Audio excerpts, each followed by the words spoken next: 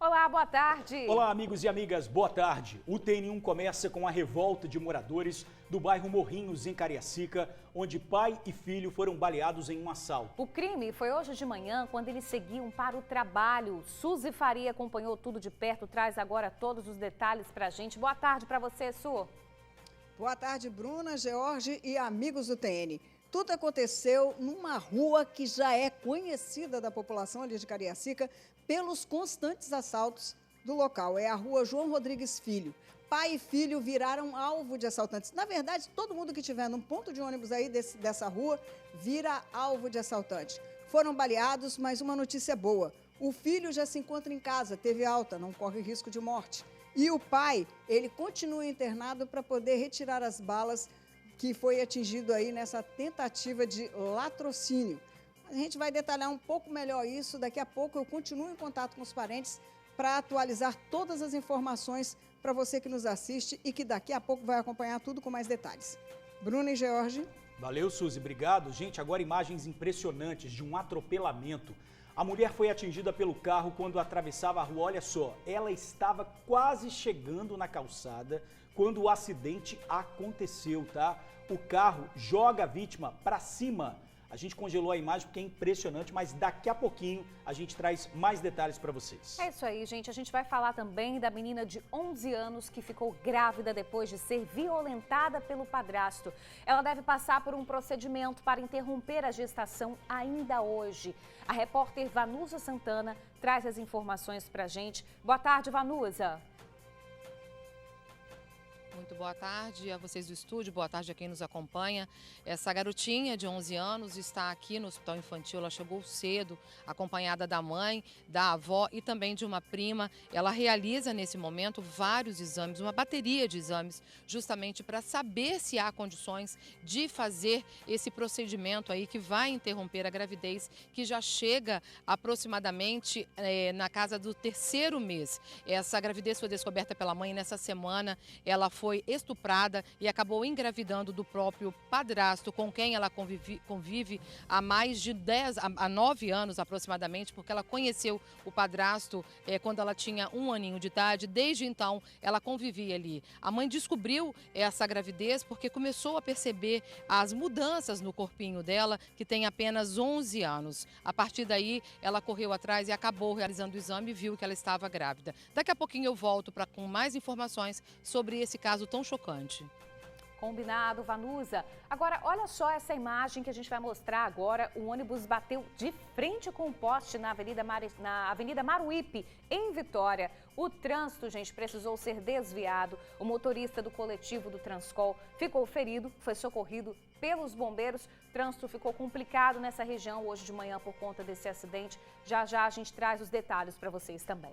E o parque mais antigo de Vitória comemora 111 anos. Vamos chamar a Júlia Cássia, porque hoje, né, Júlia, teve parabéns no Parque Moscoso aí em Vitória. Júlia, boa tarde. Ei, George, boa tarde para você, para a Bruna e aos amigos do TN. Teve sim, foi agora há pouquinho, teve um bolo grandão, mas pela quantidade de gente, de criança principalmente, que está aqui no parque, acho que já acabou rapidinho, viu? Mas o bolo não é a única atração aqui do parque, tem muita atividade, tem pipoca, algodão doce, pula-pula para as crianças, tem também programação para os adultos, tem serviço de saúde, vacinação, distribuição de preservativos, tem muita coisa acontecendo aqui no Parque Moscoso até domingo, em comemoração aí a esse centenário. São 111 anos completados hoje. Hoje de manhã eu tive também aqui pelo parque conversando, buscando histórias, porque são gerações e gerações de capixabas que têm alguma história para contar com relação ao parque. Teve uma história de amor, tem história de mãe que foi passando para a filha e esse legado de vir ao parque, brincar, passear, curtir a natureza. E tudo isso daqui a pouquinho eu trago, né, depois na outra entrada. Volto com vocês. Combinado, Júlia. Todo mundo, pelo menos a maioria dos capixabas, né, tem alguma história para contar aí com o Parque Moscoso, 111 anos não é pouca coisa. É verdade. Então tá combinado, gente. Agora 12h05. Não sai daí não, porque daqui a pouquinho a gente tá voltando. Estamos de volta agora 12h07. Pai e filho foram baleados em um assalto em Morrinhos, Cariacica. Eles estavam no ponto de um ônibus indo para o trabalho quando os bandidos chegaram. Olha, gente, os moradores, com razão, né, estão revoltados com esse crime. Suzy Faria esteve no bairro hoje cedo, vai trazer os detalhes pra gente. É com você, Suzy. Pois é, Bruna, pai e filho estavam de madrugada aguardando o transporte para ir trabalhar quando uma dupla de moto parou e anunciou o assalto. E acreditem, era a mesma dupla que na semana anterior já tinha assaltado os dois e levado tudo que eles possuíam. Novamente o assalto acontece e uma reação inesperada, quando pai e filho falam que já não tem mais nada porque eles já tinham levado tudo. Os tiros começam a partir daí. Você já imaginou isso? Quer dizer, eu nunca vi um caso assim. Assaltantes que assaltam pela segunda vez as vítimas e atiram quando elas não têm nada, ou talvez porque tenham sido reconhecidos. Mas nós fomos lá ouvir a população e ouvir pessoas que estavam na hora que tudo isso aconteceu. E aí, amigos, eu vou te dizer, viu, a revolta cresce ainda mais. Vamos acompanhar a matéria. Pai e filho estavam neste ponto de ônibus da rua João Rodrigues Filho, a principal do bairro Morrinhos, em Cariacica. Eles aguardavam um transporte que os levaria ao trabalho quando foram alvos de assaltantes. Esse comerciante viu a cena e a reação, que levou as vítimas, pai e filho, a serem baleadas. Foi 5h10 da manhã, eu vi o ladrão chegar. O rapaz que não quis entregar a bolsa, aí ele não quis entregar. Quando ele não quis entregar, o ladrão deu um tiro para cima. Quando deu para cima, ele voou em cima do ladrão. Quando ele voou em cima, aí o ladrão atirou nele. A cena também foi acompanhada por este senhor. Ele é cunhado e tio das vítimas e estava junto no ponto quando a abordagem aconteceu. Aí eles foram sacando entrega tudo. Aí levantei uma camisa, aí meu celular estava lá embaixo na perna da calça. Aí fazia assalto. Aí foi sacando, aí deu o primeiro tiro para cima, aí meu cunhado reagiu. Aí eu falei, não reaja não, aí quando foi antes de eu falar isso... As vítimas são um homem de 53 anos e o filho dele de 28. Ambos trabalham como auxiliar de serviços gerais na Serra. O rapaz teria levado um tiro na cabeça e o pai teria sido alvo de pelo menos 4 disparos. Acho que uns 4, eu sei que um foi nas virilhas e o outro foi na cabeça do meu sobrinho. Igual do meu cunhado, não sei quanto foi não, acho que foi um na cabeça também. O socorro veio deste outro cunhado. Acordado com a notícia da tentativa de latrocínio, ele insistiu em levar as vítimas para o hospital. Ele estava no chão aqui, eu peguei e botei ele no meu carro. De início, ele não queria deixar eu levar o que tinha levado os 3 tiros, que foi o pai do menino. Que ele estava que não podia se mover, eu insisti nele, falou, vamos levar porque vai ser pior se ele ficar aqui, o SAMU não vai vir, vai demorar, pode ser pior. Aí eu botei os dois no carro e saí, fui direto para o pé do trevo. Tentamos manter eles acordados mesmo, sem estender a conversa. Pelo menos conversamos, vamos ficar acordados, a gente precisa de vocês aqui, cara, vamos ficar acordados aí, vocês são fortes.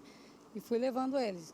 Aí no meio do caminho, meu carro começou a faltar gasolina, eu parei num posto e pedi pro frentista botar gasolina para mim, que depois eu passava lá e pagava. O frentista também foi, rapidamente abasteceu o carro e eu segui viagem. E essa não foi a primeira vez que pai e filho foram assaltados neste ponto de ônibus, foi a segunda.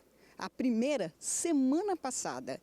Eles estavam aqui e foram assaltados do mesmo jeito, 2 homens em uma moto. E olha, também teve tiro. Testemunhas que estavam aqui contaram que logo depois de ter levado tudo que pai e filho tinham, os assaltantes saíram nessa direção e atirando para trás na direção das vítimas. Tanto que um dos tiros, pegou ali. Esse primeiro assalto foi acompanhado por esse homem que não quer ser identificado. Essa semana mesmo, nós 3 pegamos o ônibus aqui junto. Fomos assaltados, os caras levaram o nosso celular, aí 2 correram. Nisso que eles correram, eles atiraram de nós, quase acertou no meu sogro, o barulho tá bem ali a marca. E hoje, graças a Deus, hoje eu tive o livramento, que eu estava de atestado e não vim junto com eles. Os mesmos caras, provavelmente os mesmos caras assaltaram eles, deram 4 tiros no meu sogro e um na cabeça do meu cunhado. E se eu tivesse, eu ia tomar também. Todo dia está acontecendo isso. A tentativa de latrocínio de pai e filho gerou revolta. Não é de hoje que a população vem reclamando dos constantes assaltos nessa via. Na semana passada, além do pai e do filho, 2 professoras foram assaltadas também nessa região. Revoltado, Esse empresário desabafa. A polícia militar demorou mais de meia hora para chegar aqui, socorro, não veio ninguém. Eu peguei o meu carro e fui até no posto da polícia militar. Cheguei lá, deparei com o policial dormindo no sofá e um monte de viatura na frente do quartel, que é um descaso. Liguei para a corregedoria falou que não tem efetivo para atender. É uma vergonha, um monte de viatura na frente do posto, o policial dormindo no sofá, entendeu? É um descaso total que nós estamos aqui no bairro aqui, Morrinhos, em Cariacica. Pois é, esse é o desabafo de um empresário que trabalha e mora ali na região e não se conforma com a forma de que o policiamento é feito ali. É claro que nós questionamos a Polícia Militar com relação a todas essas acusações que o empresário fala. Com relação a essa questão específica dele ter ido ao local, encontrado um policial dormindo, ter ligado para a corregedoria, que a corregedoria falou que não tem efetivo, bem, a Polícia Militar não informou, não respondeu, disse que ainda está avaliando essa situação. Mas respondeu que agora, nesse momento, depois de tudo ter acontecido, o policiamento foi reforçado ali naquela região. É claro que a gente ainda aguarda a resposta da Polícia Militar com relação aos questionamentos dessas pessoas, principalmente porque não é a primeira vez que a gente faz matéria nessa rua relatando os problemas que vêm acontecendo no ponto de ônibus, principalmente com trabalhadores que agora viram alvos fáceis e vulneráveis dos assaltantes. Para você ver, né, Jorge e Bruna? A mesma dupla assaltando de novo e agora, sendo reconhecidos aí por pai e filho, não tomam outra providência a não ser atirar contra os dois. A informação que nós temos é que o filho de 28 anos já recebeu alta do hospital, já está em casa, o tiro não foi fatal, foi um tiro de raspão, graças a Deus. O pai continua internado para fazer uma cirurgia e retirar os projetis que ficaram no corpo dele, mas também não correria risco de vida. E o filho ainda contou para os familiares, assim que recebeu alta, que a reação dele não foi porque estavam tentando levar a bolsa, foi porque o pai estava levando tiros. Dos 4 tiros que foram disparados, 2 chegaram a mascar. Senão, a gente poderia ter, relatando agora, uma tragédia naquele local. George e Bruna. Suzy, obrigada pelas informações. Realmente é revoltante, né? A pessoa indo trabalhar ser atingida assim. Olha, aumentou o número de aves mortas pela gripe aviária aqui no estado, viu? Outros 4 animais doentes tiveram que ser sacrificados. Um funcionário de um parque de Vitória com sintomas de gripe está sendo monitorado. O estudo, ou melhor, o estado reforçou os cuidados sanitários. 4 novos casos de aves com sintomas da gripe aviária estão sendo investigados em Itapemirim, Linhares, Vitória e Nova Venécia. As 4 aves que foram coletadas são 30 réis, e que são as mesmas que foram detectados positivos, né, no caso, e foi necessário fazer, em 2 foi necessário fazer eutanásia e um outro eles já vieram a óbito depois, né? Então foi óbito natural. O IDAF coletou material para a amostra. Outros 3 casos tiveram a contaminação confirmada. Em uma delas, o pássaro foi encontrado em um parque em Jardim Camburi, Vitória. A transmissão do vírus para humanos é rara e no Brasil não há nenhum registro.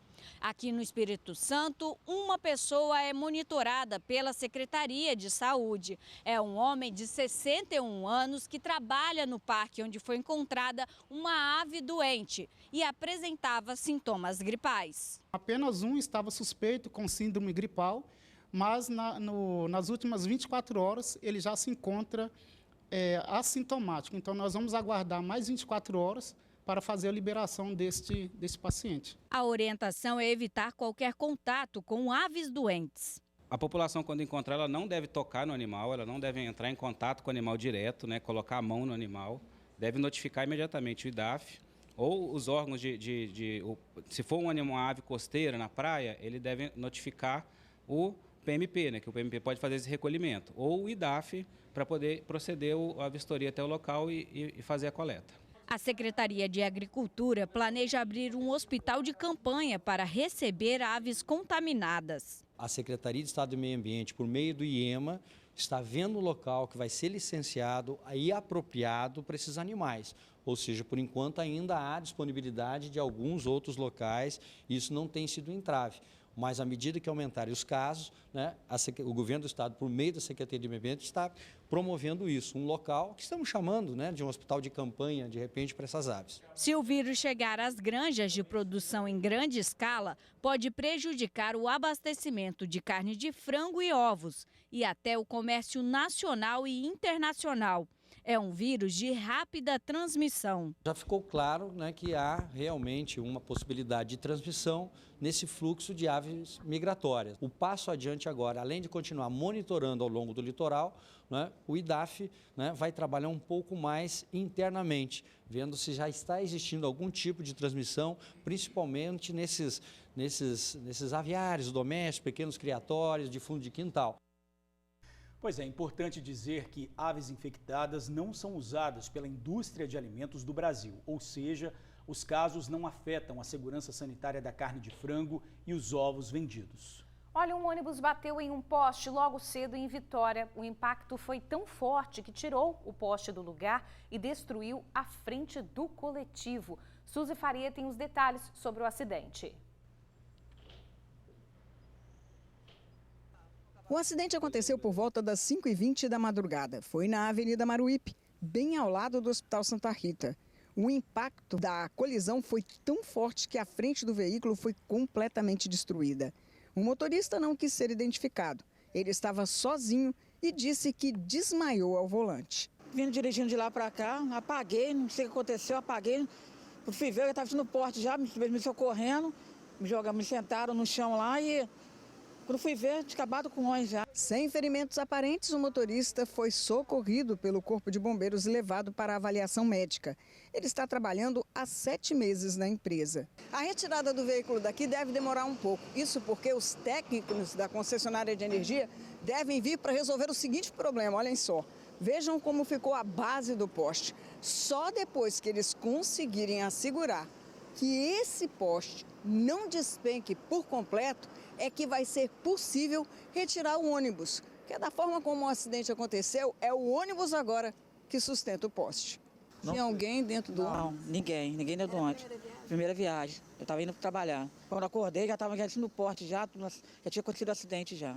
O trânsito estava sendo desviado pela subida da Casa Rosa. Olha, vamos falar agora do caso da jovem morta pelo namorado no centro de Vitória. Vamos chamar a Vanusa Santana, que vem acompanhando isso, né, desde que o caso aconteceu. O Vanusa, ele continua preso, né? Continua assim, George, ele que foi aí levado para o presídio na noite de quarta-feira mesmo, aproximadamente durante a madrugada, porque ele foi preso na casa dele na quarta-feira por policiais da Delegacia de Homicídios e Proteção à Mulher. Ele estava na casa dos pais, no centro de Vitória. Ele que é o principal suspeito aí de ter assassinado a namorada dele, a jovem de 24 anos também, a Ana Carolina Rocha Curtis, ela que foi encontrada morta, esfaqueada dentro do apartamento que fica no centro de Vitória. Os dois moravam juntos nesse apartamento. Ele, inclusive, a Polícia Civil divulgou imagens dele ali no momento, depois dele ter deixado o apartamento. Ela já estaria morta nesse momento. Ele entra no elevador e dali ele parte para a rodoviária de Vitória, onde lá na rodoviária ele comprou uma passagem para poder fugir do flagrante para Conceição da Barra. Lá ele permaneceu durante 2 dias e então se apresentou na manhã de quarta-feira. Ele foi liberado porque estava fora do flagrante e também não havia mandado de prisão expedido pela Justiça. Só que horas depois, Matheus Sten, de 24 anos, acabou preso aí por policiais da Delegacia de Homicídios e Proteção à Mulher. Como eu disse, ele foi levado na madrugada mesmo de quinta-feira para um presídio capixaba, onde permanece até hoje. Bem, a família já soltou aí um comunicado que nesse sábado vai realizar a missa de 7º dia da Ana Carolina. Ela vai ser realizada na paróquia São Camilo de Leles, que fica na Mata da Praia. Eles convidaram vários amigos, né? Acontece às 8 horas da manhã. Volto com vocês aí no estúdio. Combinado, Vanusa. Obrigada aí, minha amiga, pelas informações. Uma mulher foi atropelada em Linhares. O acidente foi gravado por câmeras de segurança. Veja o momento em que ela atravessa a rua. Quando está quase na calçada, o carro passa e joga a mulher para cima. Ela é arremessada e cai no chão. O carro para a poucos metros. Outra câmera também registrou o acidente. Veja que a mulher é atropelada na rua. O motorista nem desviou. O acidente foi ontem, às 4h30 da tarde, no bairro Interlagos. A vítima tem 45 anos e foi socorrida pelo próprio condutor do veículo. Segundo a ocorrência policial, o motorista disse que a luz do sol atrapalhou a visão dele e ele não teve tempo de desviar. A gente não conseguiu saber o estado de saúde da vítima. E um motorista morreu em um acidente envolvendo 4 veículos no sul do estado. A batida foi na BR-101, na altura de Atílio Viváqua. Havia uma fila de carros parados no trecho onde acontece uma obra e o trânsito flui no sistema Pare-Siga. A Polícia Rodoviária Federal acredita que o acidente pode ter sido causado por falta de atenção e velocidade acima do permitido. O caminhão betoneira bateu no fim da fila e provocou um engavetamento. O condutor morreu preso às ferragens. Começou hoje o julgamento do ex-aluno que invadiu uma escola em Vitória com armas e coquetel Molotov. O caso foi em agosto do ano passado. Na primeira audiência, as vítimas, que são alunos, crianças, vão depor com o acompanhamento de psicólogos. A audiência começou às 9 da manhã no Fórum Criminal do Centro de Vitória. Esse é o primeiro dia do julgamento do caso do jovem que entrou armado na Escola Municipal de Ensino Fundamental Heber Lousada Zipinote, em Jardim da Penha. O caso aconteceu na sexta-feira, dia 19 de agosto de 2022. Um ex-aluno de 18 anos invadiu a instituição. Ele estava armado com facas, bombas de fabricação caseira, munição, flechas e até coquetéis Molotov. De acordo com a polícia, a intenção dele era matar pessoas, mas a PM agiu em tempo antes de um desastre acontecer e deteve o rapaz. Henrique Lira Trade foi encaminhado para a delegacia e todo o amplo arsenal que levou para a escola foi apreendido. O jovem passou por audiência de custódia e foi encaminhado para um hospital psiquiátrico. De lá foi conduzido para o Centro de Detenção Provisória de Viana, autuado 3 vezes por tentativa de homicídio qualificado por motivo fútil. Meu cliente a família me contratou para estar representando. Ele foi a primeira criança a ter o contato com o agressor no momento dos fatos. Tanto que ele chegou a entrar em luta corporal com o agressor e conseguiu chutar a arma que caiu no chão e ele conseguiu então correr, momento em que o agressor tentou segurar ele e causou uma lesão corporal no rosto dele. Cerca de 4 crianças na faixa etária de 10 anos, vítimas do atentado, também estão participando do julgamento. Só que elas não estão aqui, estão no Fórum Civil de Vitória acompanhando tudo por videoconferência. Como se trata de uma condição especial envolvendo crianças, elas também estão recebendo acompanhamento de psicólogos. Não se sabe quanto tempo o julgamento vai durar. O advogado das vítimas diz que alunos e professores ainda estão traumatizados. Não tem como calcular, o abalo emocional delas. Tem um choque muito grande hoje na escola. A mãe me relata que ele tem medo da volta, porque como ele chegou no corredor e deu de cara com o agressor, foi algo, ele a princípio chegou a relatar que parecia um teatro, mas quando ele teve a arma apontada para a cabeça, ele realmente entrou em pânico e isso abala ele até hoje. A defesa ingressou nesse processo por acreditar que existem indícios de materialidade suficientes para que a gente leve esse caso a um tribunal do júri para buscar realmente uma satisfação familiar, de todo o acontecido. Bom, ainda não há previsão do fim do horário do julgamento. Olha, gente, detentos do regime semiaberto foram flagrados com drogas e celulares. Pois é, olha só, todo o material estava no ônibus do Transcol, que era usado pelos detentos para sair do complexo prisional e ir trabalhar. Assunto para Suzy Faria. Suzy, é com você. Curiosa essa notícia, hein? Bastante, Jorge, até porque veio por meio de denúncias anônimas de pessoas que moradores que usavam os ônibus e ficavam revoltados com a conduta dos presos que tinham condição de sair no semiaberto para trabalhar, e voltar, dormir no presídio, e usavam esse trajeto aí, sabe para quê? Fazer o que não deviam, usar drogas, som alto, enfim, as reclamações chegaram até as forças de segurança que montaram ontem uma blitz para parar os ônibus e ver se isso era verdade. E olha que era assim, viu? O material apreendido é impressionante. 9 ônibus foram parados, que saíam ali, passavam pelo presídio, que recolhiam aí esses presos. 171 pessoas revistadas. E olha o resultado de tudo isso. Foram apreendidas 16 buchas de maconha, 7 pedras de crack, 2 buchas de haxixe, 11 pinos de cocaína, mais um papelote. E olha, você vê, hein? Esse pessoal que não deveria estar portando isso, porque acaba prejudicando a pena, né? Eles tiveram tudo isso recolhido com essa galerinha que estava dentro dos ônibus. 25 policiais estiveram presentes nessa ação, que envolveu aí as forças de segurança da Polícia Penal, Polícia Militar, Rodoviária Federal, junto com a Guarda de Viana. Esses presos, o que vai acontecer com eles? Pois bem, eles vão voltar para o regime fechado.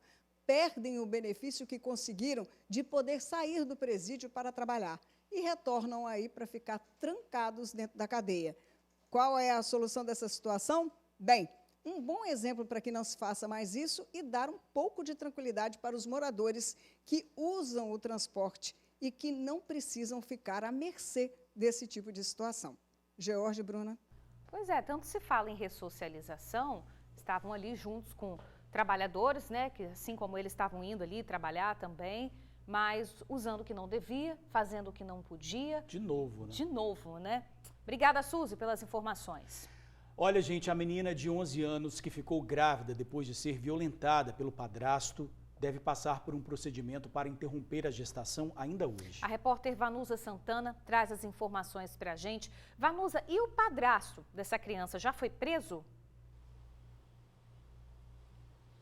Bruna Maria, ainda não. A polícia procura por ele, que é considerado fugitivo, inclusive. Essa menina de 11 anos está grávida dele, né, de aproximadamente 3 meses de gestação.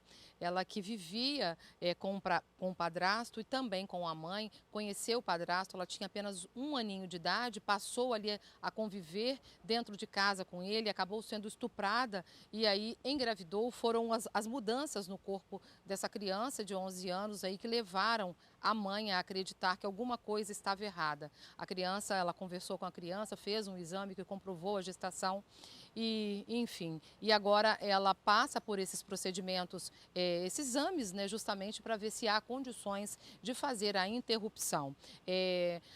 A repórter Glacieri, ela fez uma reportagem sobre esse assunto, a gente acompanha agora. Minha filha brinca de boneca. Minha filha faz uso de remédio, minha filha tem laudo, minha filha é uma criança. Eu quero justiça, só isso que eu quero. O desespero é da mãe de uma menina de 11 anos, vítima de estupro e que está grávida. O crime foi descoberto terça-feira. Observei mudança no corpo dela, na barriga dela, no peito dela. Levei ela a uma clínica particular, fiz um exame no laboratório particular e foi constatada a gravidez. O acusado do crime é o padrasto, com quem a criança convivia desde 1 ano de idade. Eu perguntei a ele falou que ele fez mesmo. Só não entendia como minha filha estava grávida, porque ele não tinha ejaculado dentro da minha filha. O suspeito fazia ameaças contra a vítima, para que não contasse a ninguém. São 10 anos de relacionamento. Entendeu? Não conheci ele ontem, não conheci ele ontem de ontem. Eles tinham uma família, eles tinham estrutura, entende? O cara deitava, comia, o cara levantava, comia, o cara sorria pra mim. E aí esse tempo todo fazendo isso com minha filha, sabe? E eu não sabia. É um verdadeiro louco, psicopata, ele é um monstro pra mim. E eu quero justiça, sabe? Eu quero justiça, eu quero que ele pague pelo que ele fez. A vítima está com gestação de aproximadamente 3 meses. Ela foi encaminhada para exames e procedimento abortivo. Rodeada da família, a criança passou o dia inteiro aguardando por assistentes sociais e psicólogos. Uma tortura que a cada minuto eu quero que isso acabe logo. Eu acho que eu vou acordar a qualquer momento, sabe? Pra mim é um pesadelo que eu tô vivendo, sabe? É um pesadelo. A minha filha tem 11 anos, sabe? E só de pensar que eu tenho uma filha com um monstro desse, eu tenho nojo, tenho Nossa, eu tô destruída. Crimes de violência sexual contra a criança não são raros. Aqui no Espírito Santo, 4 crianças são abusadas por dia. Os dados também mostram que 60% dessas vítimas têm menos de 13 anos. E os crimes acontecem, em sua maioria, dentro de casa. Fica um alerta para as mães, né, para observar os filhos, porque às vezes a gente fala, fulano, não vou deixar na casa de fulano, porque tá assim, tá assado, mas às vezes a pessoa, o monstro está do nosso lado. Nossa, que situação dessa mãe, né? E dessa criança também. Bem, como eu disse, essa criança passa por uma bateria de exames na manhã de hoje em um hospital aqui em Vila Velha, e a gente não vai divulgar o nome do hospital justamente no intuito de, né, de preservar essa criança e toda a família também. A expectativa seria realizar hoje, mas isso ainda não é certo, viu, Bruna Maria e George? Né? Vai depender muito aí do resultado desses exames para depois, então, decidir se a interrupção acontece hoje ou então na próxima semana. Tá certo, Vanusa, agora é torcer para que a polícia pegue, né, imediatamente Tem que ser preso urgente. esse monstro.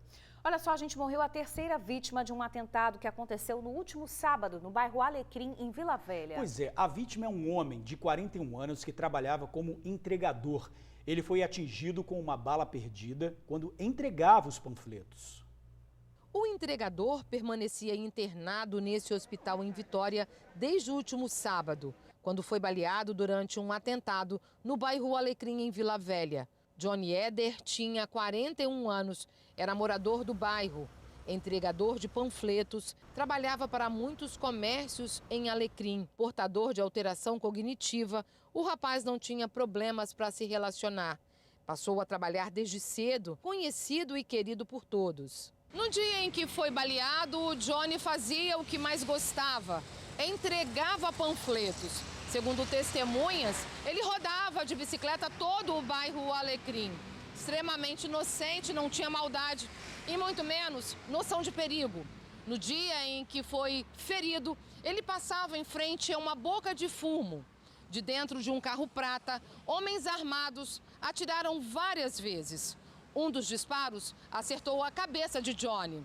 Ele foi socorrido em estado grave para o hospital. Além de Johnny, outro inocente também foi baleado e morto no local. O alvo dos criminosos chegou a ser socorrido. Adílio Ferreira da Silva, de 31 anos, foi levado para o hospital, mas morreu horas depois de ter dado entrada na unidade. Segundo a polícia, a motivação do crime seria a disputa pelo tráfico de drogas na região. O entregador ferido teve a morte cerebral decretada nesta quinta-feira.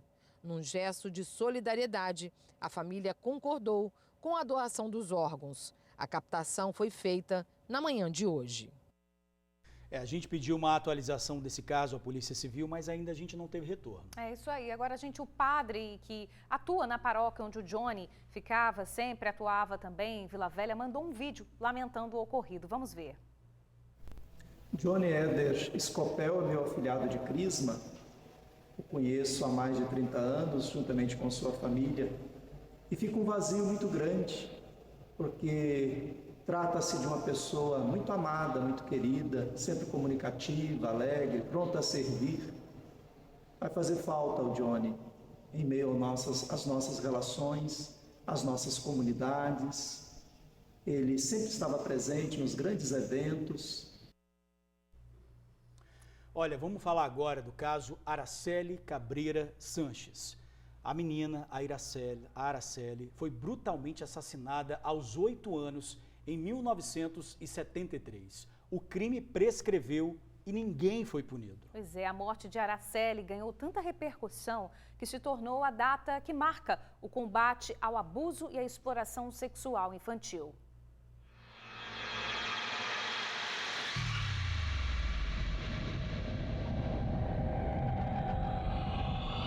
Meio século se passou e a imagem ainda está viva na memória.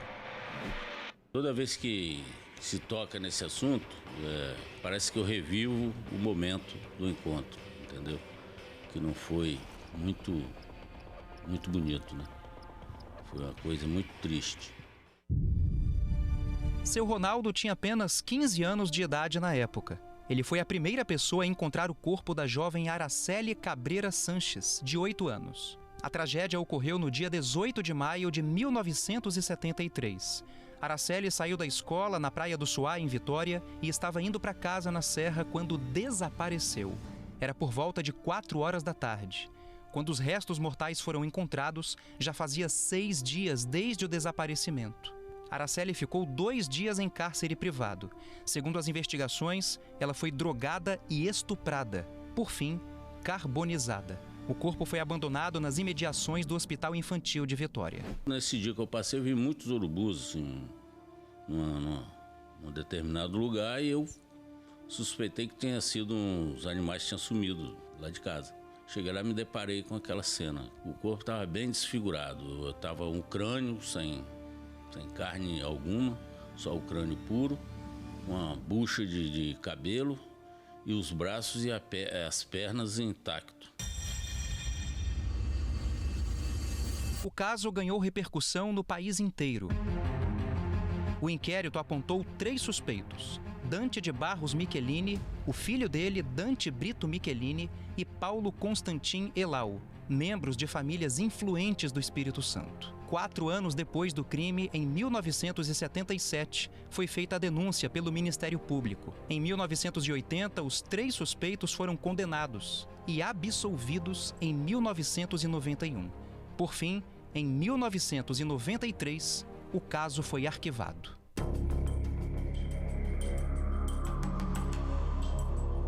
Arquivado pela Justiça, porém jamais esquecido pelos capixabas. No cenário urbano, a imagem de Araceli não tem o mesmo colorido das outras, mas ganhou um significado especial.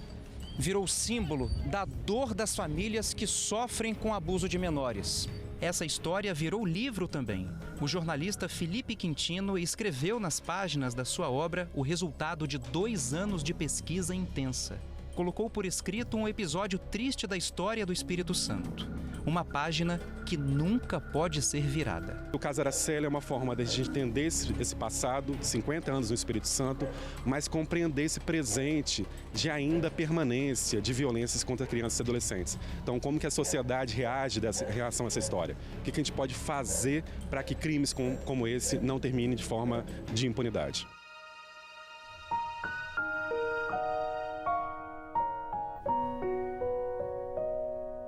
Se estivesse viva, Araceli teria 58 anos de idade. Abel, irmão dela, nem chegou a conhecê-la. Quando nasceu, a tragédia já havia acontecido. O desejo por justiça existe para amenizar um pouco a dor de um crime sem resposta. Infelizmente, meu pai, a mãe dela e o irmão dela não puderam ver justiça, né, no caso que foi feito contra ela, né? Porque na época a gente sabia que vivia sobre vários fatores, né? Regime militar, famílias envolvidas eram influentes, ricas, poderosas. Foram condenados, depois, né, anulada a condenação, foram absolvidos, enfim. A justiça, ela começou errado e terminou errado. E a pessoa pelo qual o caso veio à tona na época, seu Ronaldo, também tem o mesmo desejo. Investigador aposentado, 34 anos de polícia. Trabalhou nas delegacias de homicídios da Serra e de Vitória.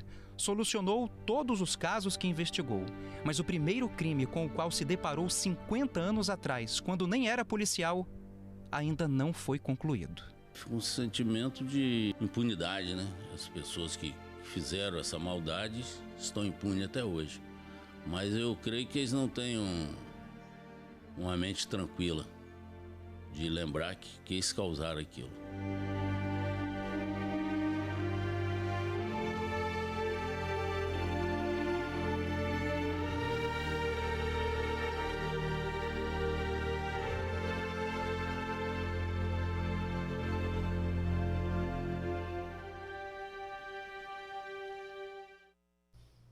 A data do desaparecimento de Araceli, 18 de maio, virou o dia de combate ao abuso e exploração sexual infantil.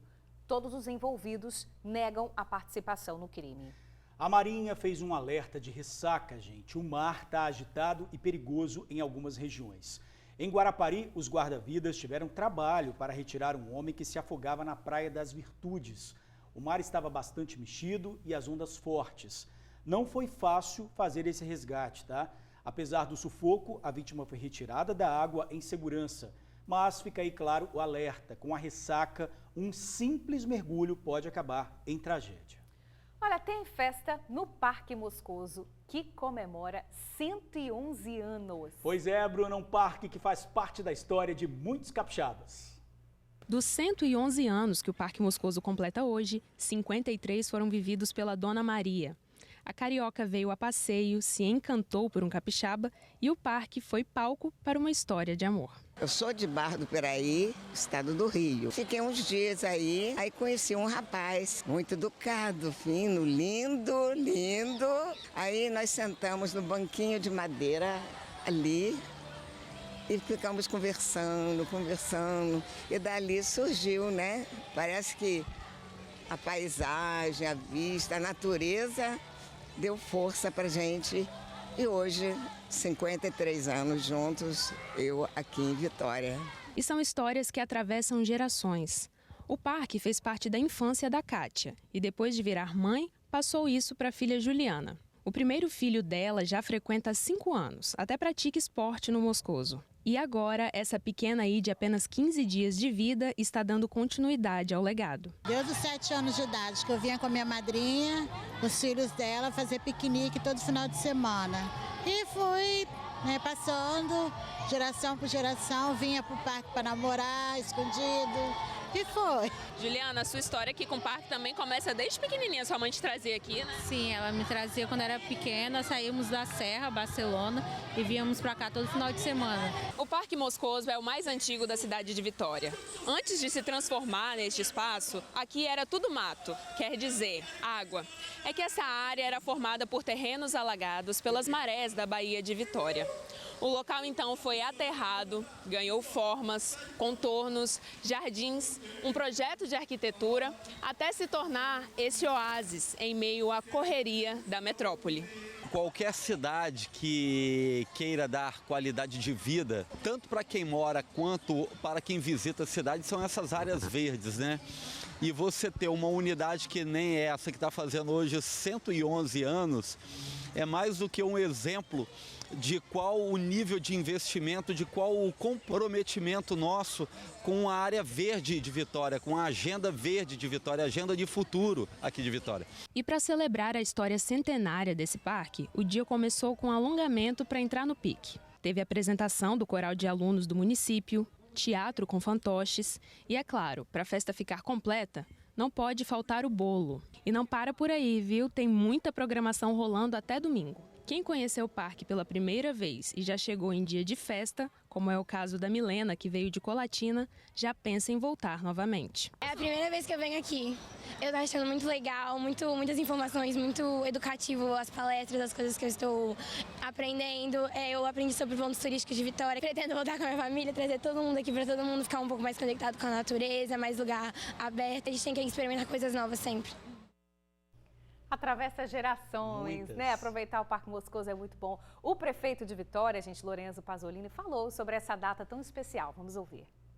É um momento importante para a cidade de Vitória. O Parque Moscoso tem muita memória afetiva com o nosso povo, está na história do Espírito Santo, ganha uma nova vida, ganha novos brinquedos e nós estamos cada vez mais trazendo inclusão para que todos possam brincar, para que as crianças possam se divertir e os pais, avós, tios e tias também tenham momentos de felicidade aqui no Parque Moscoso. Você que está em casa está convidado para estar conosco hoje, sexta-feira, amanhã, sábado e domingo, uma intensa programação para te receber aqui no Parque Moscoso.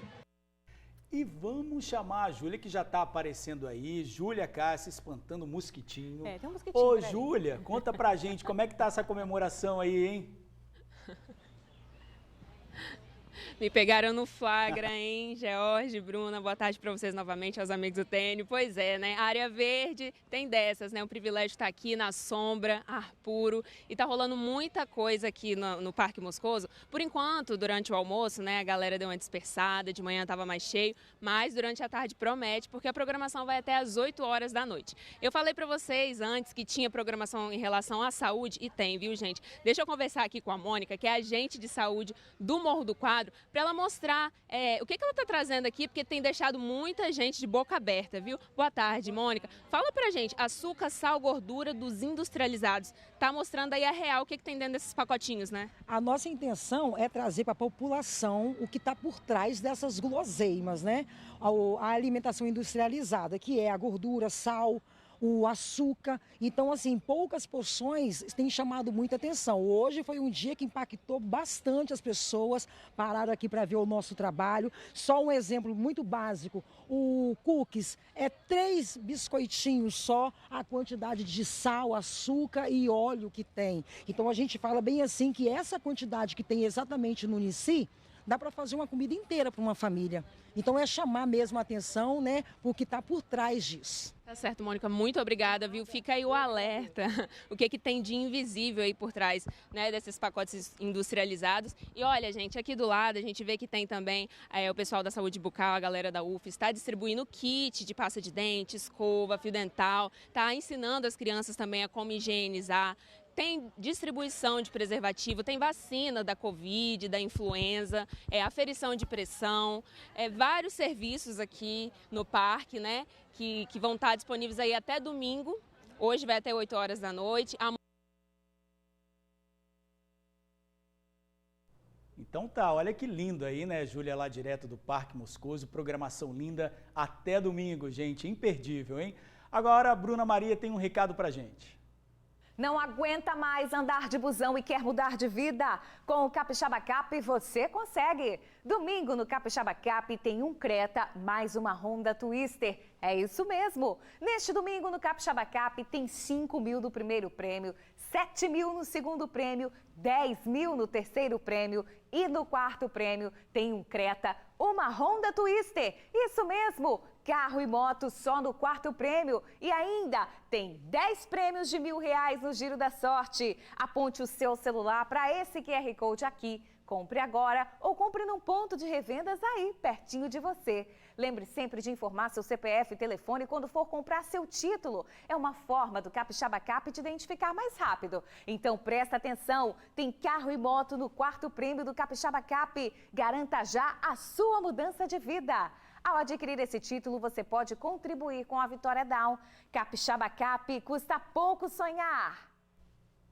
Agora a gente fala de saúde porque está faltando vacina contra a paralisia infantil em várias cidades capixabas. Pois é, na Grande Vitória os municípios estão com os estoques em baixa. Já tem previsão, gente, será para a chegada de mais doses? Vamos saber agora com o repórter Luciano Rosetti. Meu amigo, é com você.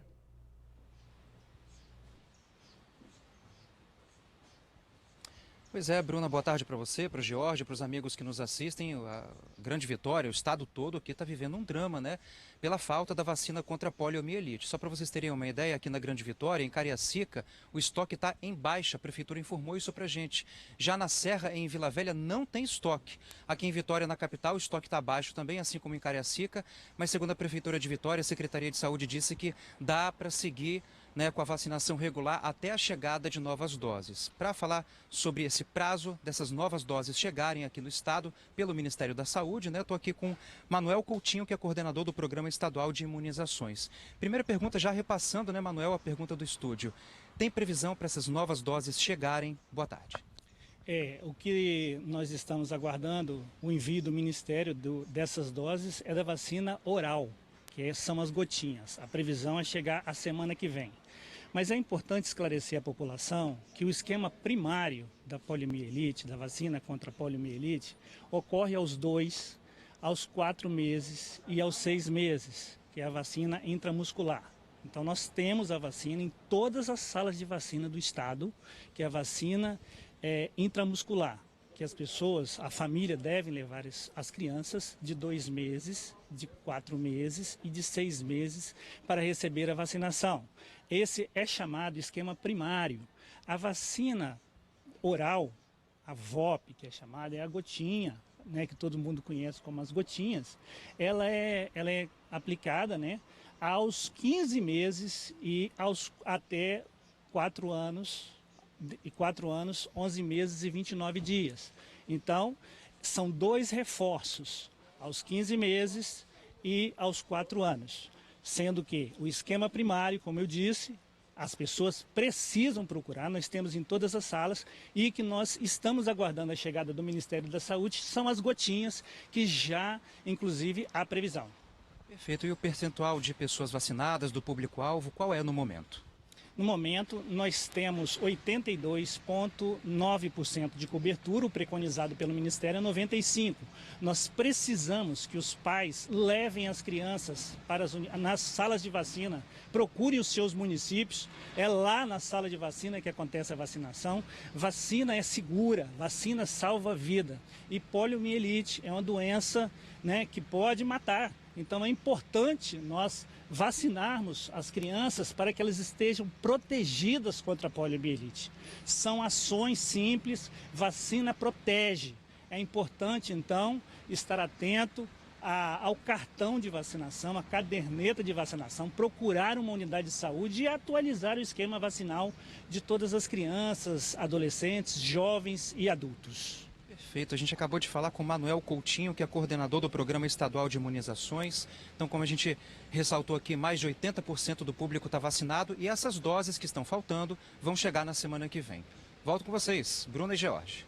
Obrigado, Luciano. Olha, quadro A Moda de Cada chegando com Bruna Bezerra, hein? E hoje as dicas são para as mulheres que querem parecer mais altas sem precisar de salto. Roda aí. Oi, pessoal do TN, tudo bem? Estou de volta para mais um dia de A Moda de Cada. E hoje é especial baixinhas. Eu vou colocar figuras aqui para que vocês possam entender as estratégias que eu vou te dar. Então já pega aí o seu caderno para poder anotar e colocar em prática tudo aquilo que eu vou passar agora.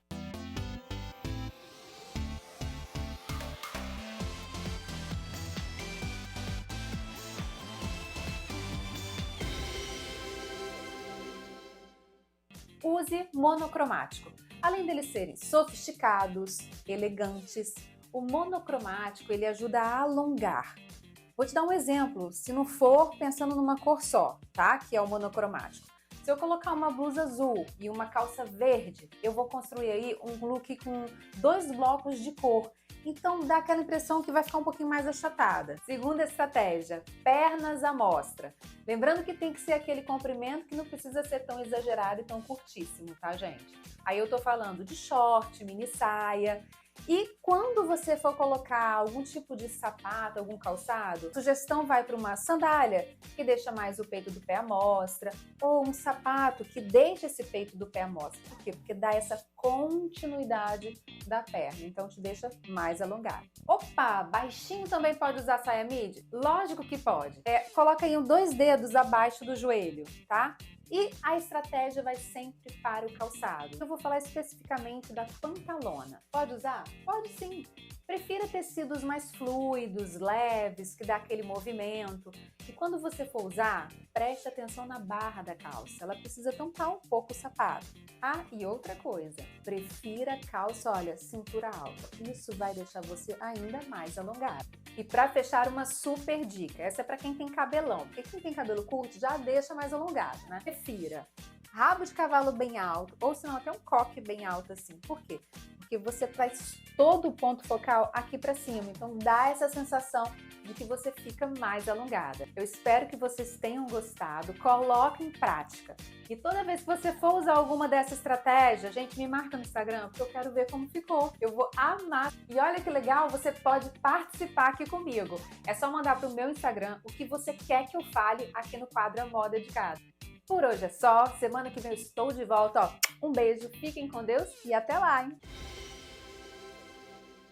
Só dica bacana, tá? Bacana, hein? Sem salto, hein? Sem salto. Pois é, eu tô de saltinho aqui. Mas para mais dicas da Bruna, segue lá no Instagram, @BrunaBezerra. Olha, a gente volta rapidinho, não sai daí não. De volta e o tempo, hein? De manhã frio. cedinho tá fazendo bastante frio e as temperaturas continuam em queda aqui no estado, viu, gente? De acordo com o Incapé, para hoje tem a previsão de sol aí, né? Tá sol agora, mas vai fazer frio também na Grande Vitória. A mínima vai ser de 15 graus. E na região serrana, já prepara o agasalho. Por lá, a expectativa de 8 graus. No sul, a mínima pode chegar em 9 graus. Nossa, tudo baixo, né? Sim. De acordo com o clima-tempo, isso acontece porque o ar frio de origem polar continua agindo sobre o país. Além do frio, todo o litoral capixaba está em alerta para um ciclone extratropical. Quando chega tudo de vez, né? Verdade. Que deve causar ventos fortes e deixar o mar agitado. A gente viu hoje no jornal. O aviso da Marinha vale até hoje às 9 da noite e nós estamos acabando, mas eu volto amanhã porque eu tô de plantão. Você tá de folga, né? Eu tô de folga. Bom plantão. Tchau, gente. Tchau.